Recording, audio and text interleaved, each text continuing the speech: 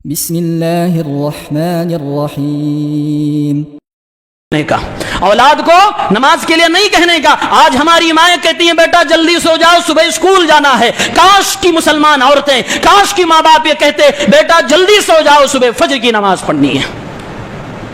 ایک مشہور مدرسے کے ایک طالب علم کا واقعہ ہے کہ استاذ نے کہا جو فجر کی نماز نہیں پڑھے وہ مدرسے نہیں آئے گا ورنہ اس کو بھگا دیا جائے گا. طالب علم نے اپنے گھر اپنے ماں باپ سے کہا فجر کی نماز کے لیے مجھے جگہ دینا ورنہ میں اسکول نہیں جاؤں گا. والدین نے کہا ٹھیک ہے. فجر میں سب سو گئے، بچہ بھی نہیں اٹھ پایا، ماں باپ بھی نہیں اٹھ پائے. جب وہ سورج طلوع ہونے کے بعد اٹھتا ہے اس کی امی کہتی ہیں بیٹا اٹھ جاؤ اسکول جانے کا وقت ہو گیا. کہا امی جان فجر کے لیے نہیں جگایا، میں اسکول نہیں جاؤں گا، میں مدرسہ نہیں جاؤں گا. اس کی امی نے کہا ٹھیک ہے کل جگا دوں گی. کل جاؤ گے؟ کہاں جگا دینا. دوسرے دن بھی امی نہیں جگا پائیں کیونکہ وہ لوگ بھی نمازی نہیں تھے. دوسرے دن بھی طالب نہیں گیا، تیسرے دن بھی نہیں گیا، یہاں تک کہ ماں باپ مجبور ہو گئے فجر میں اٹھنے کو کیونکہ طالب علم کی پڑھائی کا مسئلہ تھا. اور ماں باپ اپنے بچوں کی پڑھائی کے لیے صبح اٹھتے بھی ہیں، ناشتہ مائیں بناتی بھی ہیں، باپ گاڑی چلا کر یا پیدل اپنے بچوں کو اسکول لے کے جاتا بھی ہے. یہ قربانی آج لوگ دے رہے ہیں لیکن نمازوں کے لیے قربانی نہیں ہے. لیکن استاذ کی ایک تعلیم کی وجہ سے، ایک اس عمل کی وجہ سے، ایک مشورے کی وجہ سے ماں باپ بھی نمازی بن گئے، بچہ بھی فجر کی نماز پڑھنے لگا. جب کئی دنوں کے بعد مدرسہ جاتا ہے تو استاد نے پوچھا اتنے دن کیوں نہیں آئے؟ کہا آپ کی نصیحت کو میں نے گھر میں اپنے لاگو کرنے کی کوشش کی اور ہمارا یہ اس کو سدھرنے میں ہمیں ایک ہفتہ لگ گیا. اللہ کا شکر ہے میرے ماں باپ اب فجر کے نمازی ہیں. اللہ کا شکر ہے میں خود فجر کی نماز پڑھتا ہوں. میرے بھائیوں، میرے دوستوں، فجر کی نماز کی اہمیت کو سمجھو.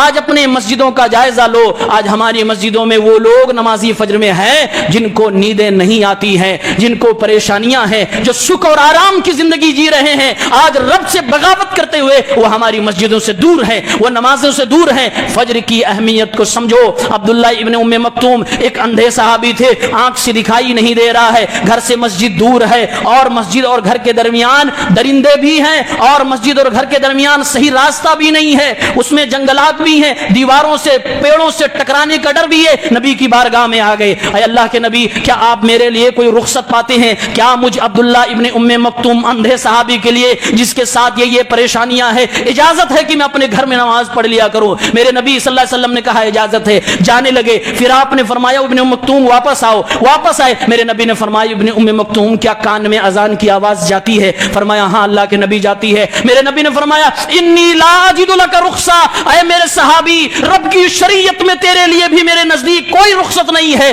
تجھے مسجد میں آ کر نماز ادا کرنا ضروری اور فرض ہے. یہ تعلیم ہے رسول پاک کی. آپ اندھے نہیں ہو، آپ کے اور مسجد کے گھر کے راستے میں درندے نہیں ہیں، آپ کے اور مسجد کے راستے میں کوئی کوڑا کرکٹ بھی نہیں ہے، کوئی کسی طرح کے جنگلات بھی نہیں ہے، کیڑے مکوڑے بھی نہیں ہیں، ساری آسانیاں اویلیبل ہے. لیکن ہم مسجدوں کے نمازی نہیں ہیں، پھر بھی ہم کہتے ہیں ہم مسلمان ہیں، پھر بھی ہم کہتے ہیں ہمیں نصیحت کرنے کی ضرورت نہیں ہے، پھر بھی ہم کہتے ہیں ہمیں سمجھانے کی ضرورت نہیں ہے. مولوی اپنا دین اپنی جیب میں رکھے، اپنا دین اپنی کتاب میں رکھے، ہمیں زیادہ گیان دینے کی ضرورت نہیں ہے. مسلمانوں سمجھو، اس پہ جتنا کہا جائے سمجھا. اس میں ہم خود انوالو ہیں، آپ سب انوالو ہیں، ہماری فیملی انوالو ہے. اس اجتماعی برائی کا خاتمہ ہونا چاہیے اور نماز فجر میں مسلمانوں کی حاضری ضرور. اور باقی نمازوں میں انسان بہانہ کر لیتا ہے کہ میں تو یہاں تھا وہاں تھا. یہاں فجر میں کہاں تھے؟ گھر تھے، بستر پہ تھے، اپنی فیملی میں تھے. اس کا کوئی بہانہ نہیں ہے. مسجدوں کا جائزہ لیجئے. اللہ تعالی ہم سب کو اللہ رب العالمین کی شریعت پر مکمل طریقے سے عمل کرنے کی توفیق عنایت فرمائے. آمین یا رب العالمین. اللہ رب العالمین ہم سب کو نمازوں کا پابند بنائے. رب العالمین جس طریقے سے ہم لوگ توحید پرست ہیں اسی طریقے سے ہمیں اپنے اعمال، اپنے نفس کے تزکیے کے لیے فکر کرنے کی توفیق عنایت فرما دے. آمین.